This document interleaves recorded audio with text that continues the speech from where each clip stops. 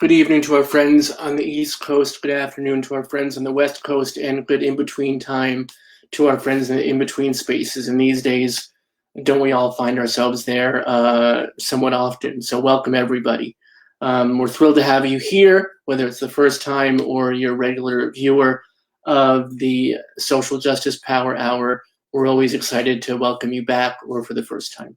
My name is Robert Seda Schreiber. I'm the chief activist here at the Bayard-Rustin Center for Social Justice, and as always, just thrilled and honored to be a part of this experience with all y'all.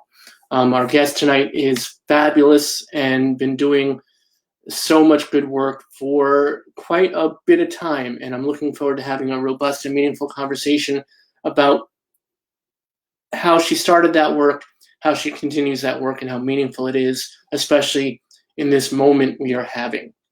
But before we do that, I do have to take a personal moment, and I hope that you'll indulge me. It is my dad's 81st birthday, 82nd birthday, and he is phenomenal. And I could go on for an hour, if not more, about how he made me the man I am today, but that's not your concern. I want to talk about how there wouldn't be a center for social justice without my dad.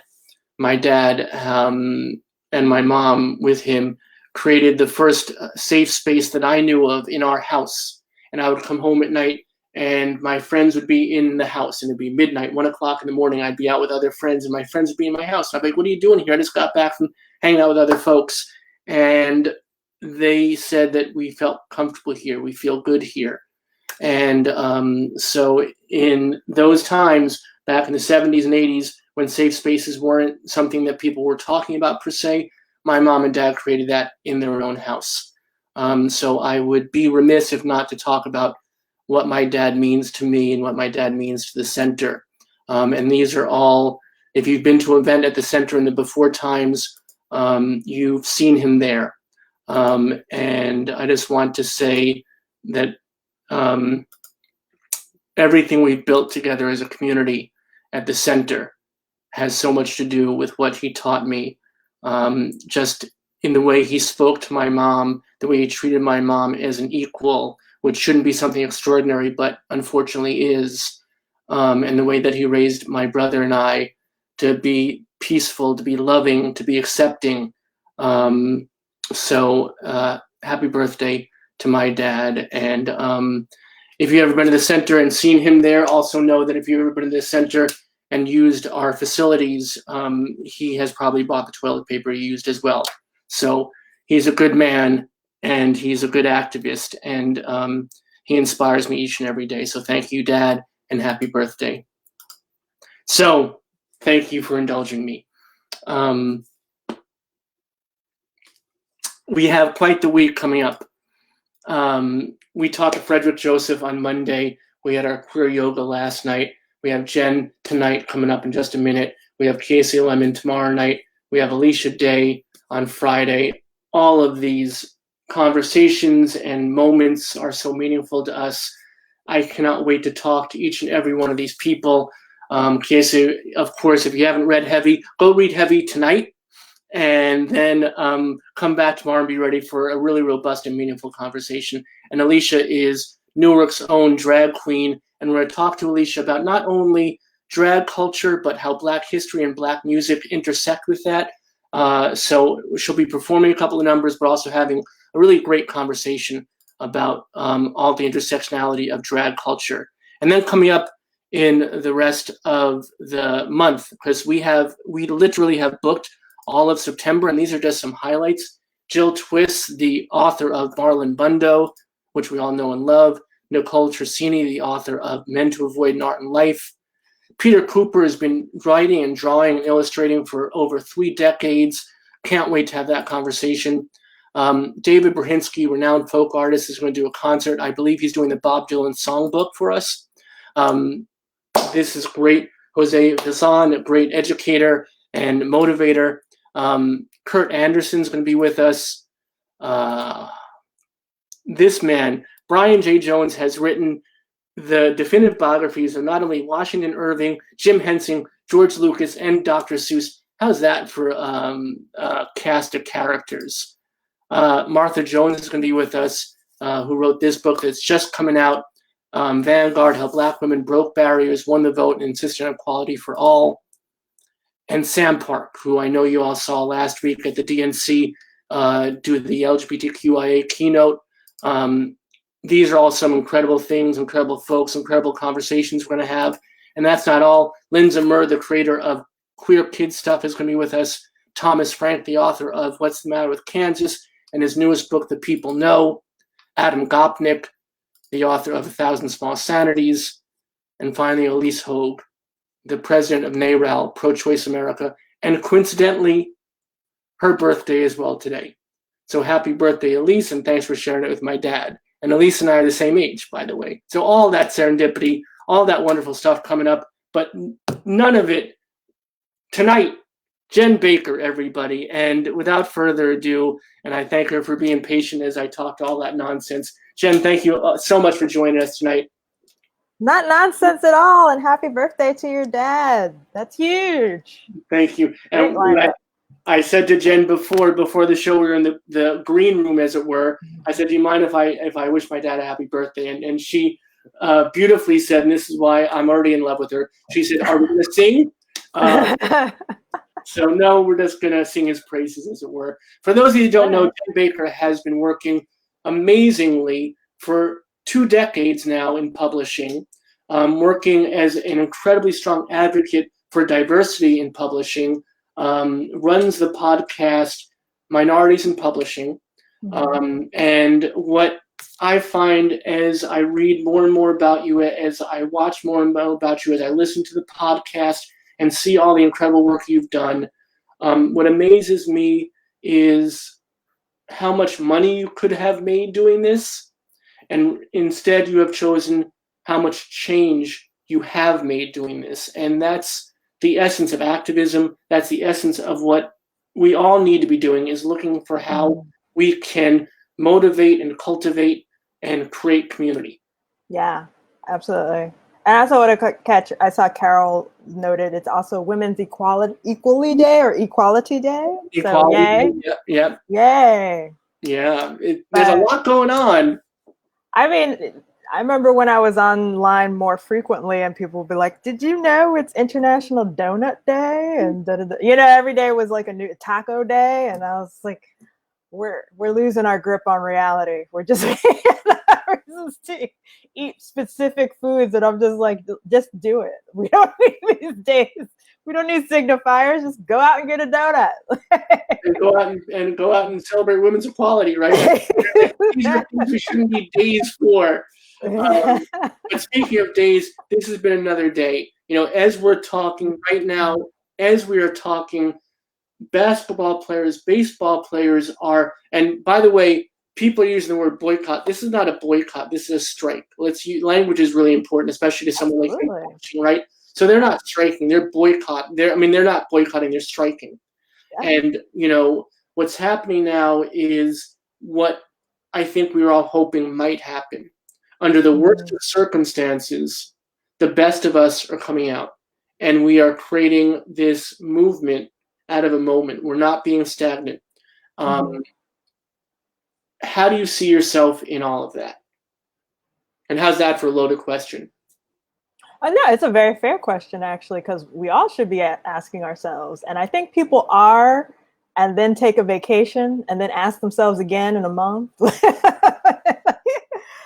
I think I hesitate to call myself an activist, and maybe that's just kind of my own mental blockage in that regard, because to me, it is not to extricate myself from the act of activism, but to me, activism is continually acting, right? It is the continuous nature of educating ourselves, recognizing our parts in a really flawed and violent system to many people, continuing to do that internal work before we can even attempt to go into the world and do that. And I think that's something, even in the creation of the podcast, it's creating conversation, right? And conversation can educate, because it's educated me. It can enlighten, it can build empathy, it can do all these things that also what we look for art and books and all this stuff to do in general, in terms of building relationships. And over 6 years of doing this podcast, I've built a lot of relationships that have expanded my knowledge base, but also my awareness of my own privilege. And so when I go into spaces, or I hope that when I come into spaces, there's just a very heightened awareness versus the awareness I had 6 years ago, 4 or 5 years ago. You know, it builds every day, every year, of I am part of a problematic system, even though I am Black and I experience various levels of oppression as a Black woman. I am still a cis woman. I'm still a heterosexual woman. I'm still an able-bodied woman, and I'm employed, which also brings me into another social economic class. And additional to that, I do not prescribe to religion per se. And so I'm very ignorant in regards to religion. And I openly say that because I'm just like, I'm not aware. Like, I was raised kind of in the Baptist church. And then I was just like, oh. I'm like, you know, just like my grandparents were like, just believe in God. And I was just like, yeah, sure, cool, whatever. I'm an artist. This is that's my higher calling. But even just walking into a space and being cognizant of that, and going to chats and even being, you know, part of other communities, and recognizing that I can represent just by my standing in this space that might be very queer, very trans, very much with a disabled community and all these things. I represent something that is oppressive to another community. And I think most people cannot even fathom or deal with that at the most base level of, I represent something. I may not be a bad person, or I might not think I'm a bad person, or I didn't kick someone on my way to get to somewhere, or I didn't, you know, inflict physical harm. But the presence in itself is so powerful. And I think we don't really think about that as a first step. And that's what I've gained in terms of widening the circles and doing the work that I do and having the conversations I have through the podcast, is that just continual cognition of like, I don't want to just talk about being a Black person who's getting shot and, you know, like the violence inflicted on us. I want to talk about the larger discussion of, yes, colorism, racism, anti-Blackness, misogyny, misogynoir, all that stuff. And still be aware of the fact that I have a vast amount of privilege that allows me to walk into spaces and not worry about a lot of things, which also contributes to my personality as a New Yorker as well. Because I can be a little entitled.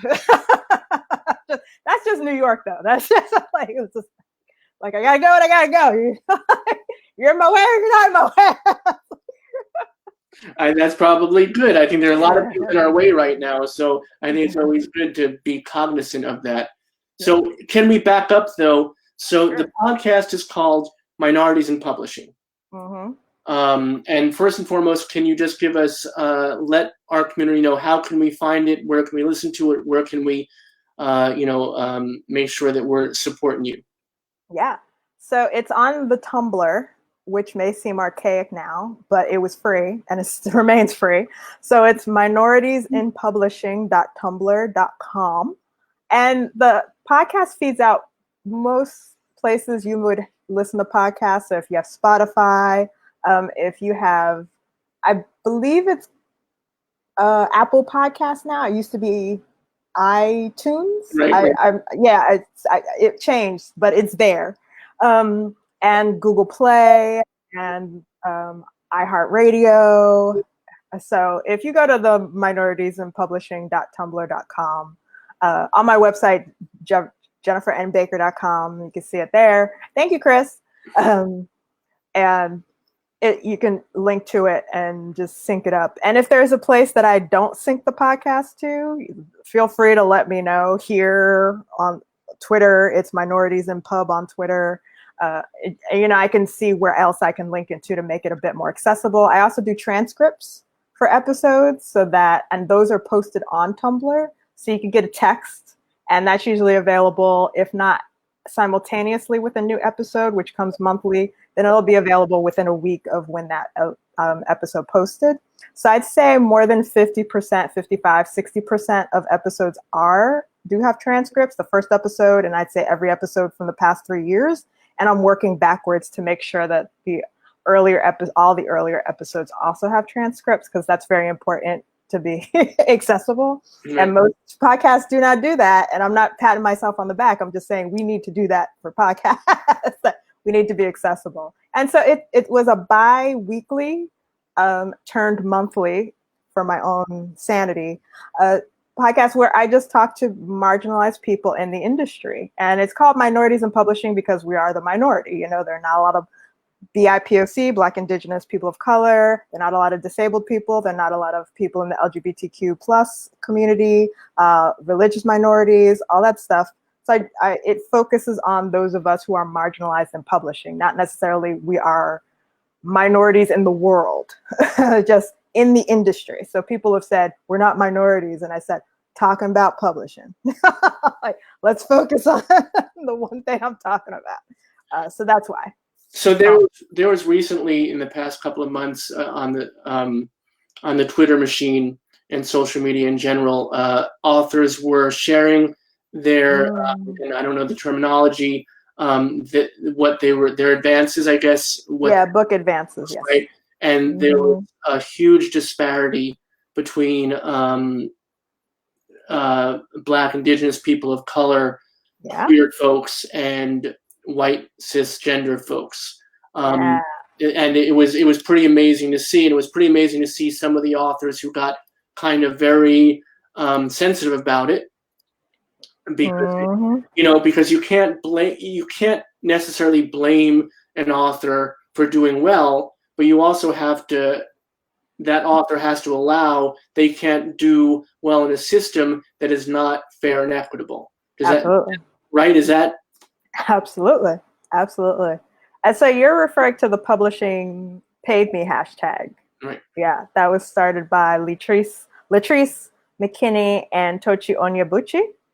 And funny enough, I had written a piece about it for Poets and Writers magazine, and that's linked on, and that's on my website in the nonfiction area. And that kind of summarizes what transpired. So Latrice and Tochi basically were asking people online, be transparent about your numbers. And it was specifically towards, I believe it was specifically, like you were saying, towards white authors. And it was talking about Black authors. So it wasn't necessarily bringing in all the IPOC. They were really focusing on the disparity for Black authors in terms of a book advance.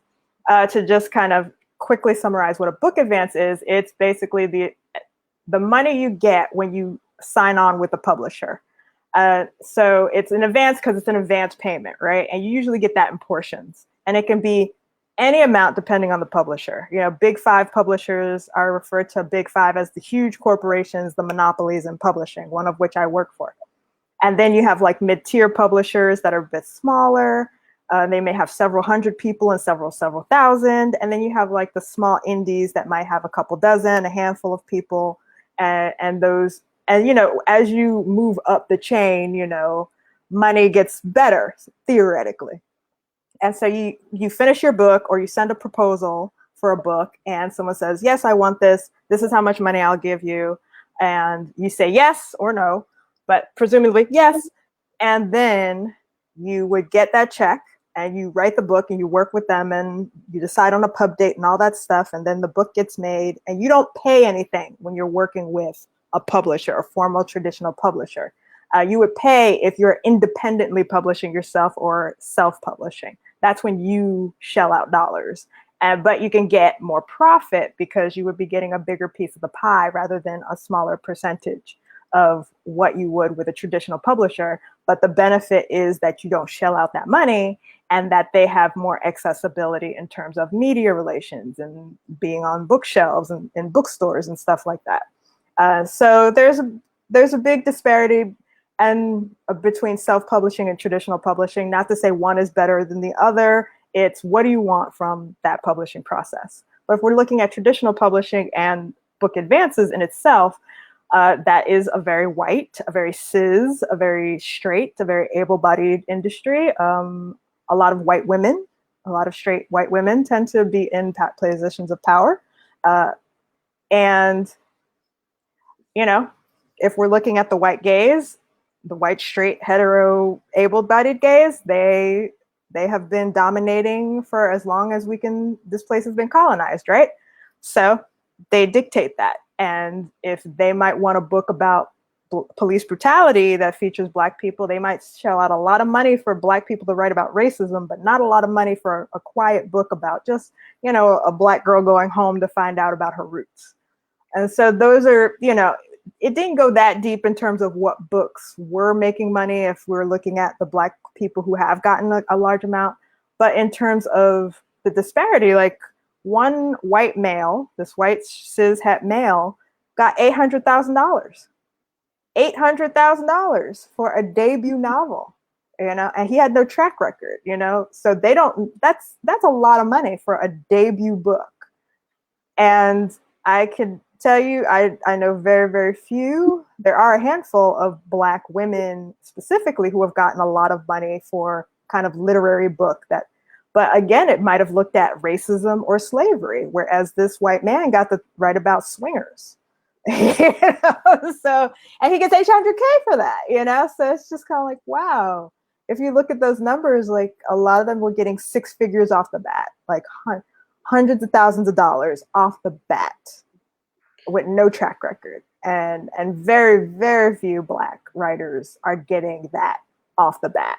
And even when they have kind of like, I have sold a lot of money, I've sold a lot of books, a publisher might be like, well, see, you're getting paid from your royalties because you're selling so much. You earned out your advance. That's what the earning out of advance is you start to see royalties when the books you have sold equate to the advance that you got. So if you got $50,000 and you sold $50,000 worth of books that the publisher actually sees, you start earning that small percentage, which could be 15%. It can be more than 15%, depending on if it's a hardcover versus a paperback versus electronic book versus foreign rights. Now we're getting a little bit too technical, so I'll reel it back.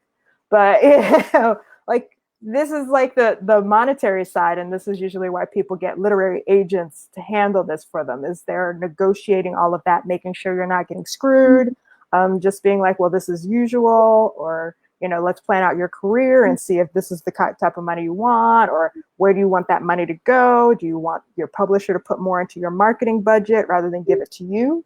And those are things to consider if you do a book contract with a traditional publisher, is, consider that if you're getting $600,000 for a book, God bless you if you are, you're not getting $600,000 in one shot. You're going to get that over time. And that, your publisher is expecting you to sell a certain amount of books in that regard too, if they're giving you that much upfront. So there's a lot of threads I want to pull from this, and I want to talk about your personal journey, how you came to wanting to be a voice in this, and how that's affected your personal career and what you've done. But before that, I do want to talk about, do you think it is a lack of vision on publishers' part, not knowing that people of color and that queer folks can tell stories outside of their experiences? Do you think that it's a profit scenario where they're just looking at the bottom line saying these books don't sell as well? Or is it a combination thereof? I think it's definitely a combination. And also it depends on who you speak to, right? Because someone will probably go the more racist route and say, well, Black people don't really read these books. Rather than recognize that, well, what audiences are you reaching out to? And also recognize that in book publishing, we need to be making readers, not just continually finding the same readers. That's what we should be. In order for us to sustain and grow beyond what we have as an industry, we need to bring the younger readers or the people who hate reading into the fold. And we have to create materials that make you want to do that. And I think publishing I use the royal we scenario, is just laid on that, because it's just like, well, this is what gets into schools, and this is what we've been colonized on, and this is what we're used to, and this is what we know, and this is how, and that seemed to work. And then not a lot of looking back all the time of, well, how exactly did that book sell 2 million copies? Do we know how that sold 2 million copies? Because none of us predicted that that was going to sell 2 million copies. And she's not Michelle Obama, so I don't know how that happened. And then, then they see something that happens, and then they want to reinvent it, rather than kind of analyzing, like, well, who did we target? Who found it? Was it word of mouth? Like, where did the regions? And I think certain people do that those kind of metrics, but a lot of people don't. And then we just kind of go right back into the same thing. And I think we're seeing this in a larger context, even, like the Black solidarity we saw in June, right? All these people saying we stand with, and their past showed nothing to that effect. And then a lot of publishers that I saw started like hiring or reaching out to, like, do you know any Black people? Do you know Black people we can hire? And it's like, but that's not enough to just fill the seats and be like, okay, well, now you have 8 Black people at the table. Do they have any power?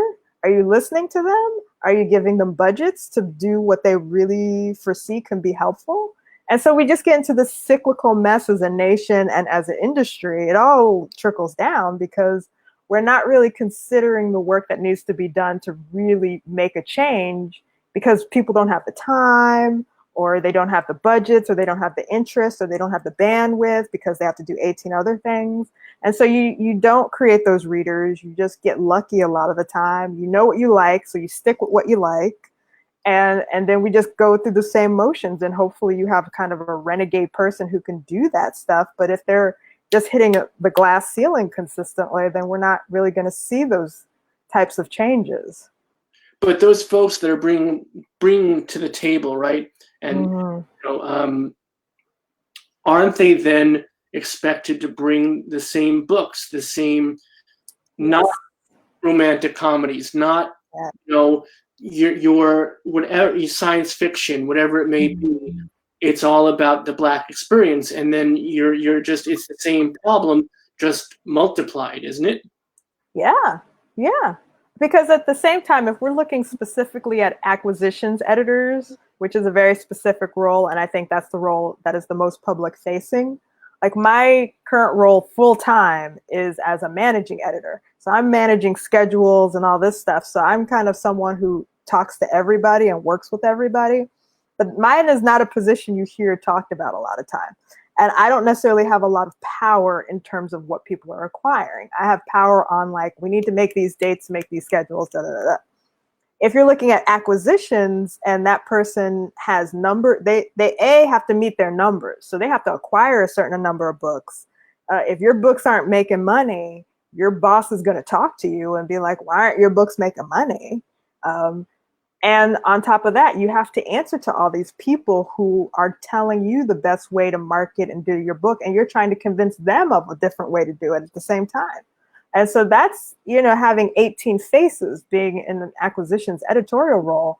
So if you want to keep your job, you're going to get what's profitable, and you're going to make friends, and you're going to do what you need to do, and hope that that gives you enough power to go and do what you really want to do. But at the same time, you're probably worn up from doing what has been done to at least maintain status quo and perhaps sales of the same books to the same people.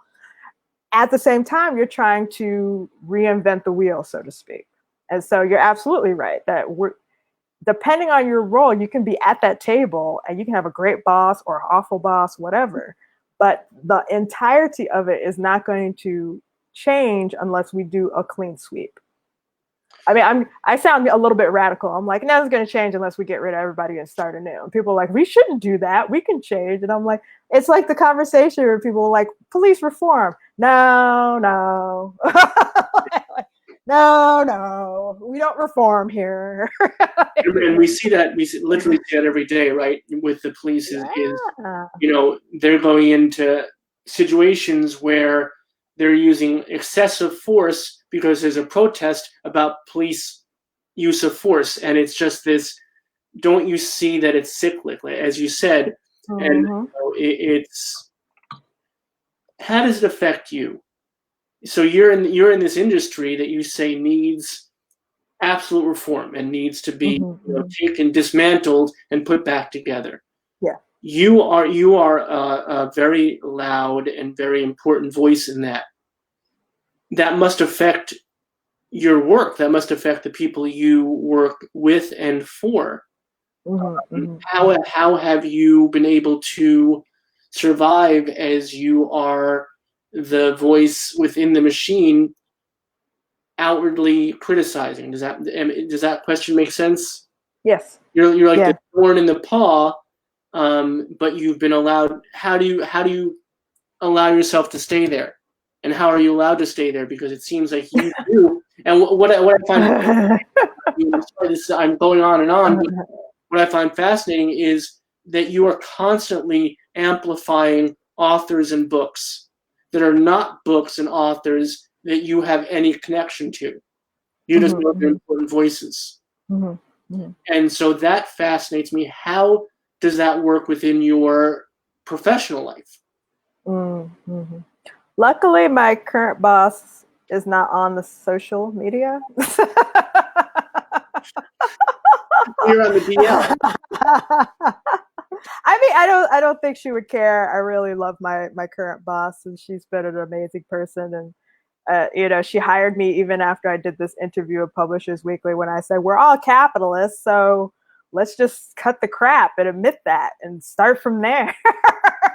And someone's like, I never heard anyone talk about it. And I'm like, we're capitalists. Why are we acting like we're not capitalists? We're all here.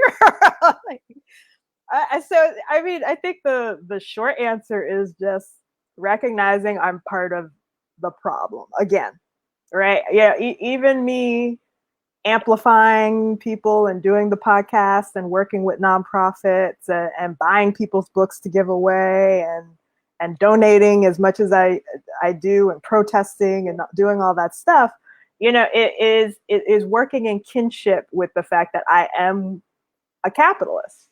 Like I don't like capitalism because capitalism attributes to everything, but I cannot sit here and consume and buy and sit here and say, but I'm not a capitalist. I'm anti-capitalist. Because I'm fulfilling the role of a capitalist person.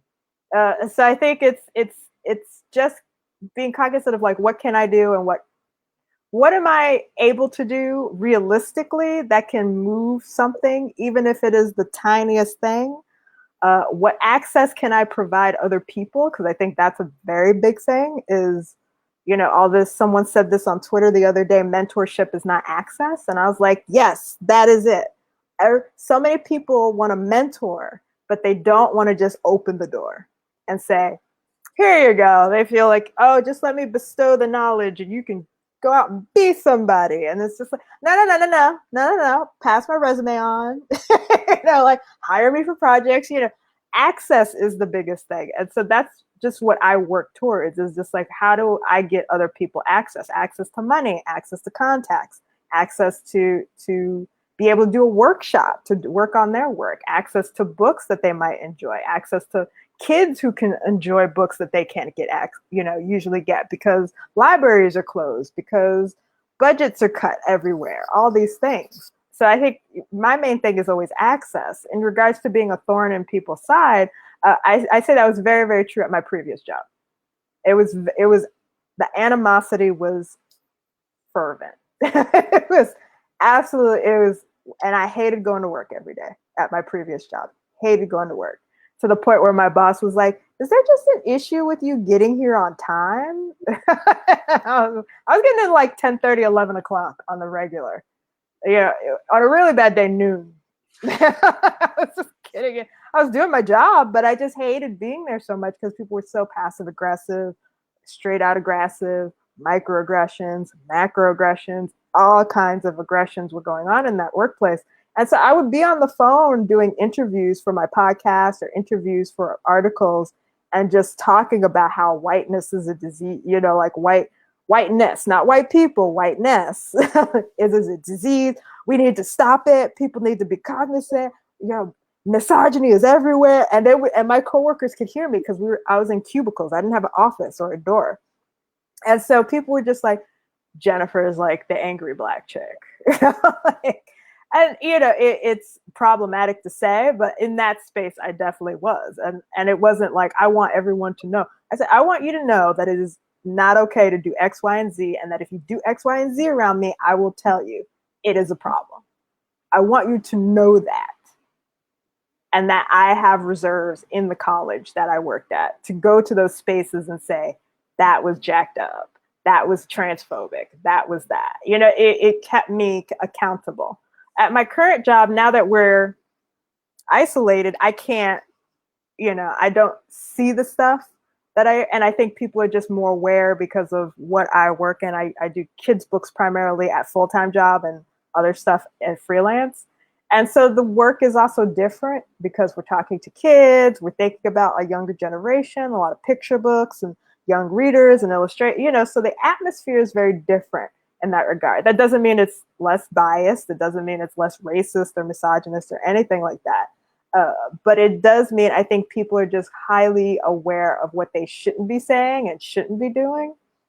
And I came in with that reputation of, oh, this person has been known to be that person, but I haven't had to be that person yet in the spaces, but I've let people know that I am interested in bringing kind of more unity or more development to what needs to happen in terms of DEI, diversity, equity, and inclusion. That's our terminology du jour for it nowadays.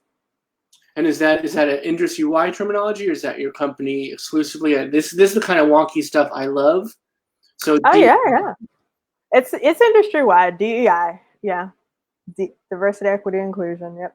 And that are there benchmarks that people look to achieve in that? Is there, what you talked about metrics before? How does that work? I mean, supposedly people have benchmarks, but Okay. I mean, I think the benchmark is what I have seen in terms of the pledges that companies, including publishers, have made is bringing more people of color in, specifically Black people, if we're looking at June and the Black solidarity that we saw, making people more aware of, and educating on anti-racist behavior too, trying to create safe spaces for those within the company. And what was the fourth one? There was a fourth one that I was forgetting. I always forget because, oh yeah, it is producing numbers and actual metrics to measure how many books they're acquiring by BIPOC. I mean, those are all great slogans. Those are all great, things to say, right? Put it on a t-shirt. So I'd love to now talk about your personal journey, if you're comfortable with that. Mm-hmm. What brought you to this? Did you start? And again, amazingly, you've been doing this for 2 decades or so. Thereabouts, yeah. And did you come into it saying, I'm going to make a difference, I want to be a voice, I want to amplify, I want to create platforms? Or was it something that happened as you entered the industry and you saw the need for it? Great question. I came into publishing because I did not want to teach.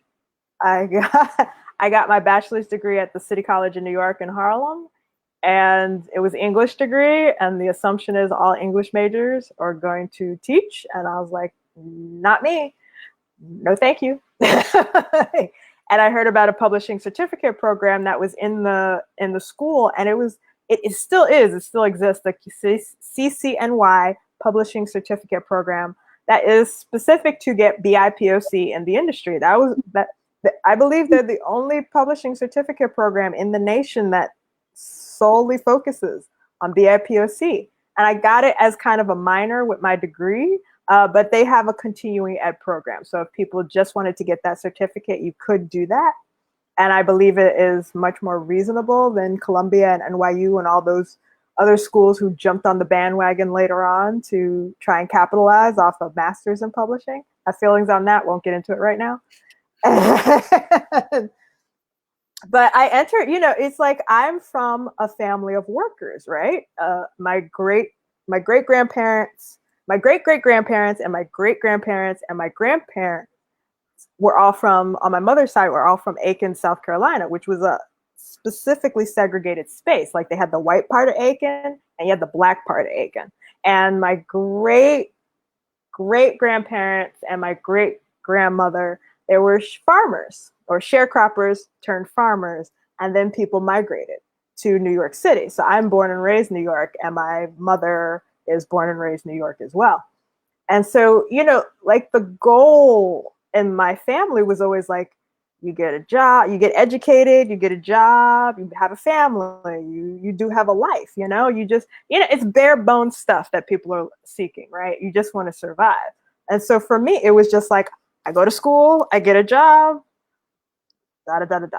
But I'm also an artist. So for me, I really wanted to write and thought I would make money writing books. Not so. So I'm in the industry now, right? And so I'm noticing pretty early on, I'm one of few Black people. Not a surprise, but I've been to such, immersive places that I'm not used to being the only Black person, but I'm not surprised once I enter the workforce that I am one of the few Black people. And so I gravitate to the other POCs. I kind of grow up with other people. We talk about the racism. Those 22-year-olds coming into those new jobs, they're not unawares of racism and the fact that they're the only one. But the point, you just like do what you got to do. And then it became more of, I joined volunteering with We Need Diverse Books for the first 3 years, and that's a nonprofit. And I think a lot of us who join that organization, I'd say 90% if not more, we're not actual activists. So everyone's coming in and, like we want to make change. And that's how I learned. It's not necessarily through We Need Diverse Books itself, it's through the connections made and then creating my own podcast to talk about another part of the industry, which is the professionals, not just the artists. And, and that's when it's like that knowledge base starts. Like you always know these things exist, but you don't really know how they started or how deep it is or how much it affects you, because now you're talking about it and you're talking to other people and you're like, oh man, that's why I take so many days off. Oh man, that's why it hurts especially hard when I don't get a promotion. Oh man, da da da da da. All that kind of builds up to become more awareness of this is what has to happen. I am still that person who doesn't think it's going to happen with reform. I think it's only going to happen when people who are in power give up that power and that people recognize what power means to them and how you want to use it. And this is something you've been talking about in the before times. This is something that's been your tenet. It's been a pole of what you've been discussing. And you kind of, as you were talking about that, you kind of just skimmed right over the creation of the podcast. But let's go back. How did that? Was there an epiphany? Was it something that evolved over time? What did it start out as, and what has it become? The podcast started the same year We Need Diverse Books started. And I had a podcast partner at the time, another woman of color in publishing, Latinx. And, we said, We Need Diverse Books is talking about the artists, but we need to talk about the industry professionals. Because at the time, she and I had both a decade in the industry. And a lot of other people we knew had left the industry. So, like they went to make more money. Like, quite frankly, like a lot of people I came into the business with are not still in the business. They went to become accountants, nurses, married rich, became artists, like all this stuff that it was about, I need to survive. I cannot survive on this salary. So we wanted to have a very transparent conversation and an ongoing conversation with industry professionals that does not exclude artists. I've had illustrators and writers on. The podcast has now become one-stop shopping of like, I have a Black creator. Can they be on your podcast? And I'm like, I cannot read that many books in a year. So contact me in 2022 if I'm still doing this.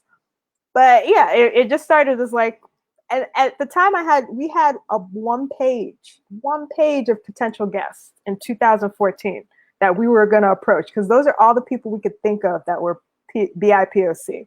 And now it's I cannot. It is just ridiculous how the options, and it's not to say that there haven't been those options that whole time, but I think again that awareness, like people are growing in the industry. Some people just don't want to talk. Like I would email people and they'd be like, I'm not talking to you about recording. I'm not going to tell you. We can have dinner. We can have drinks. I'll tell you, I'm not going to record that because people are worried about retaining their jobs. Well, that's a real thing. Right. So like people want to talk to you off the record. Yeah. Right. All the time. What I don't think that from what I hear of you, you don't understand how brave what you're doing is. And I'm shocked that anybody comes and talks to you because, right? I mean, it's obvious that you have a dynamic personality, and I think that now is the moment. Now I understand it, but 6 months ago, I don't understand it because 6 months ago, nobody was understanding the need for it. Now it's an imperative. Now it's obvious. Now everybody is at the very least, superficially acknowledging it. Yes. Absolutely. But you doing it 6 months ago, you doing it a year ago, you doing it 2 years ago, 5 years ago, 10 years ago, that's a totally different animal. Mm-hmm. Yeah. Yeah. And it's interesting because there's still, for some people, and that has to be respected, right? It's like, for one guest, I couldn't even use their name. Like they're like, can you just use my initial? And that person eventually left their company and is now much happier where they are in another segment of publishing. But that's the kind of stuff that it's also, you have to trust me and I have to earn that trust. And I feel like that in a general, like in relationships in general is, like we kind of come at each other with like automatic respect, but it's not a deep respect. It's just kind of like that surface level of like, you're a person, I'm a person. I'm not going to punch you in the face for no reason. So, you know what I mean? I'm not going to do something that's like outwardly just hostile. But to really get to that deeper level of understanding and mutual respect and, just like, oh, I see where you're coming from and I get where like, I have to come at you with that kind of tenfold to unravel that conversation in the first place. Like I do have to make you comfortable. And it's like, well, what don't you want to talk about? And what do you want to talk about? And I'm going to transcribe this. Do you want your name on it? Are there things I need to cut? Do you want to listen to the episode before it goes up? How are you doing? Like do you mind if I talk about that? There's a lot of stuff that gets cut from those episodes that you hear out of respect for the guests that I have to be aware of, and I think any person needs to do that in terms of this kind of interview style format of, are you okay? Are you comfortable? Because I'm going to ask you to be really honest and vulnerable right now. And it can be easier with audio where there's no one watching you versus like this space. I mean, for me, I'm just like, whatever, this is my sectional. This is my rec. But for some people, that's a really, really deep thing. And so the conversations I've had on and off record are incredibly powerful and very uplifting and also very depressing off of what you hear. Because being able to take someone's name, just the extraction of a name gives them power to be able to say, this is the racist stuff that I've dealt with. And this is why I cannot stand this company. And then you put their name back on it and they're quiet. Like that's power. And I think people don't recognize that at the end of the day, of the power for someone to feel like they can speak up versus the power that someone is taking from them by just being attached, by just being like a person who's saying, this hurts me. Well, I have to worry about you being hurt, like the oppressor, rather than me, the person who's being victimized in this moment. So what, if I may ask, and this may be a difficult question because it's about a difficult moment, what was a difficult moment you had on the podcast that you were able to uplift, that you were able to find some healing place with the person you were talking to? Because I think that's something that that's something that I strive to do here. There have been many different conversations we've had in the Power Hour, in the past 5 months. Mm-hmm, mm-hmm. Sometimes I'm successful and sometimes I'm not. And I'm always Mm-hmm, looking for that moment where do I stop listening and where do I come to being of solace or being a source of strength. So is there a moment that you can think of during the podcast where you've had that interaction with a guest where you've been able to come to being there for them, for lack of a better term? mm-hmm. The one that comes to mind is one I didn't realize during the podcast, and then when I spoke to the author specifically after, she had informed me about it. And so I was talking to S.J. Sindhu, who is a lovely, lovely South Asian author, and she had published her second book, I think it was. And she reached out to me and said, I wrote this book, da da da da da. And I was like, oh, it's an independent publisher. I'm happy to talk to you because I get way too much from like the big publishers. I'd love to talk to you. And she and I spoke, and it was like a comedy of errors because I was at work, and then the fire alarm goes off at work while we're recording, and it went on for like 5 solid minutes, which feels like forever when you're waiting for it to end. And so I had to hide because they're like, no, but you have to leave because it's a college, and we had to leave. And so I hid in my boss's office in the dark so that the only other coworker there could not see me to make me leave. And so I'm like, we're going to get this interview done. We're going to get this interview done. I had to put her on hold and all this stuff.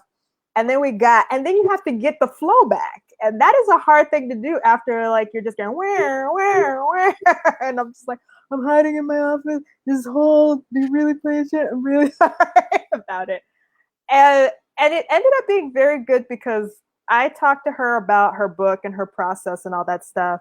And she talked about how reviewers didn't get her book and all this stuff, and how she was just really upset about, and it's in the podcast, she's upset about the fact that people just didn't get it and that they were projecting on her book.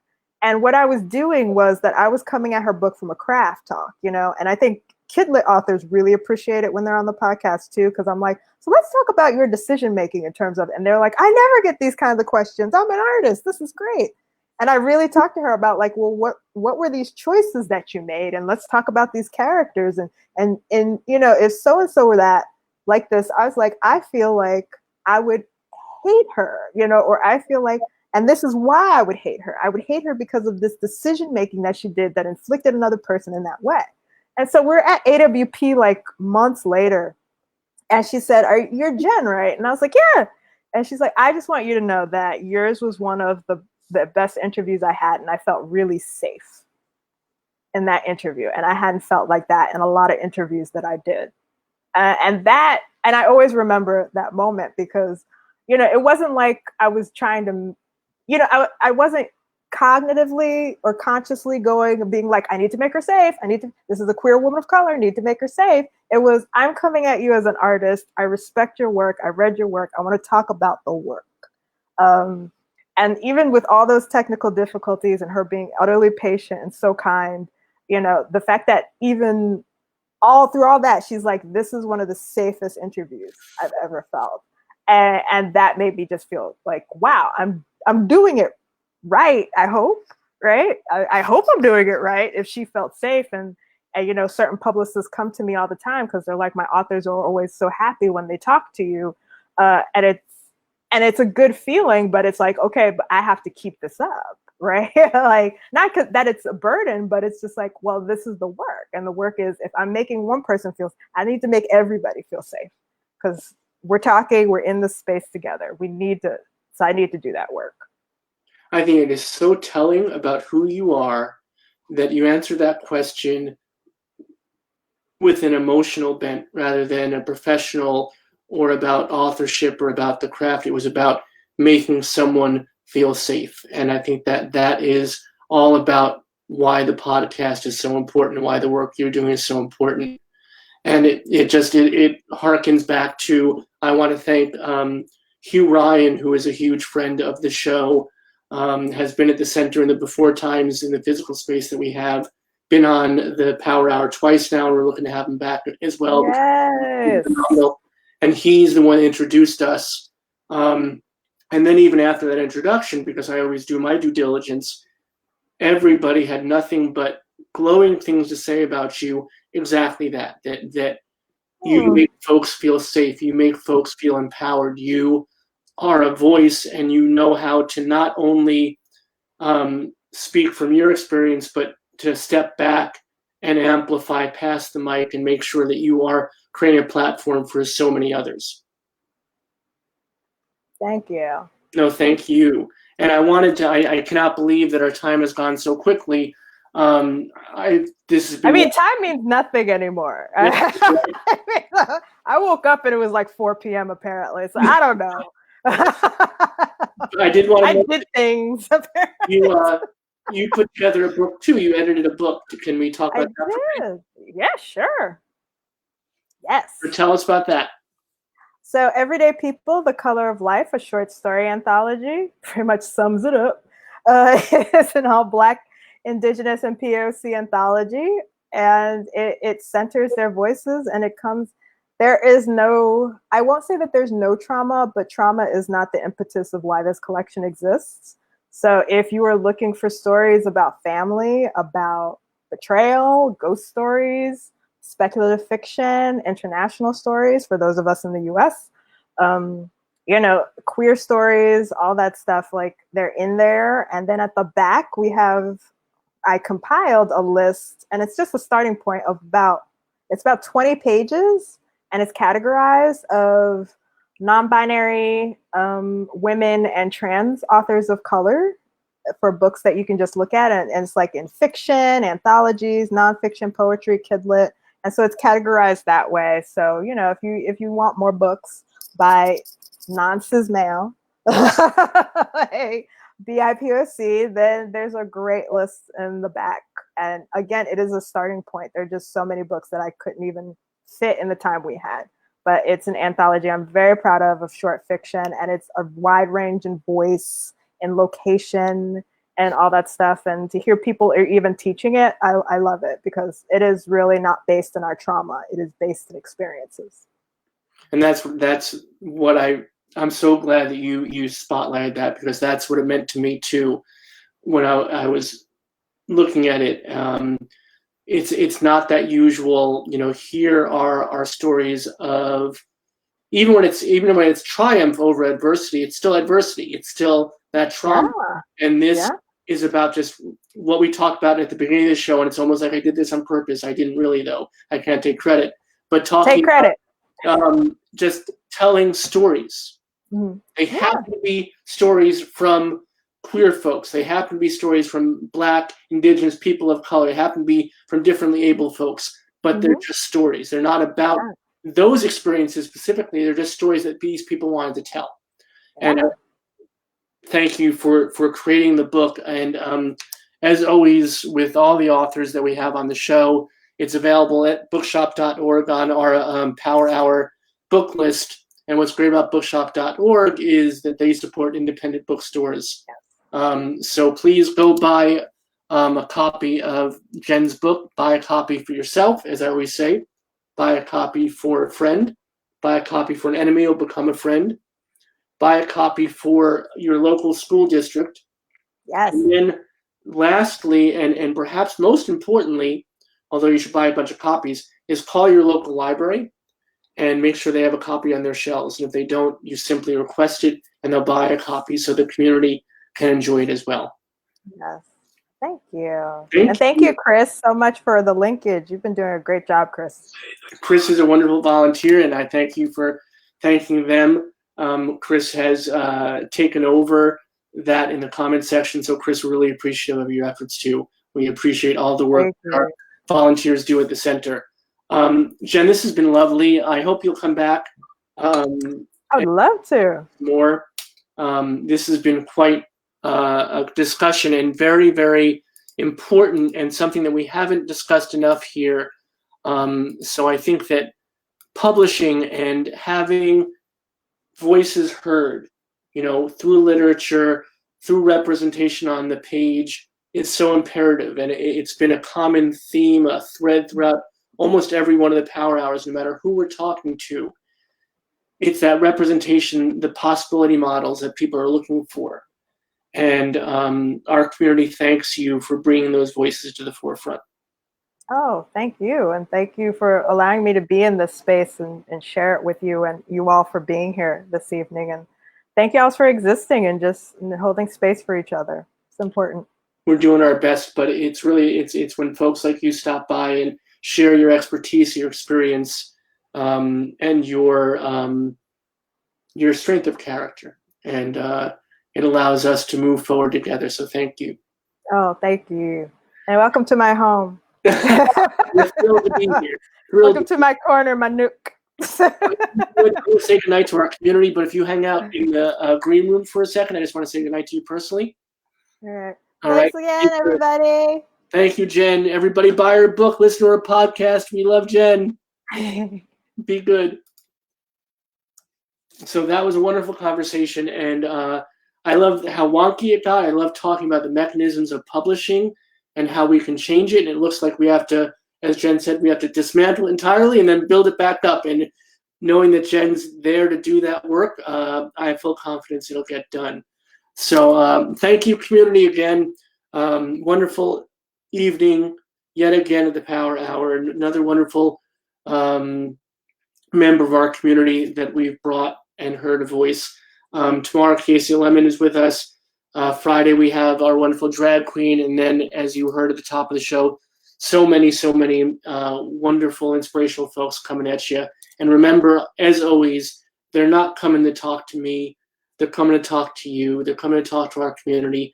They're inspired by all y'all who come out and share this time with us.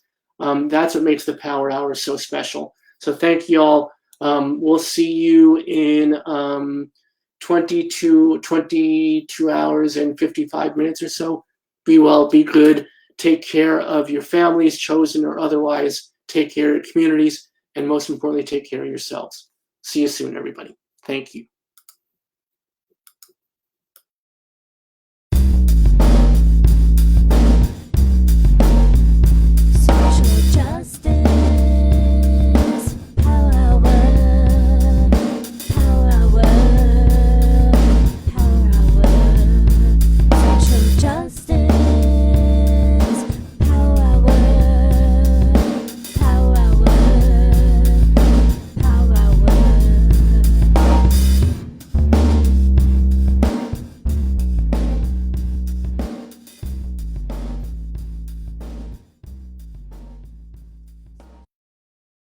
And happy birthday, Dad.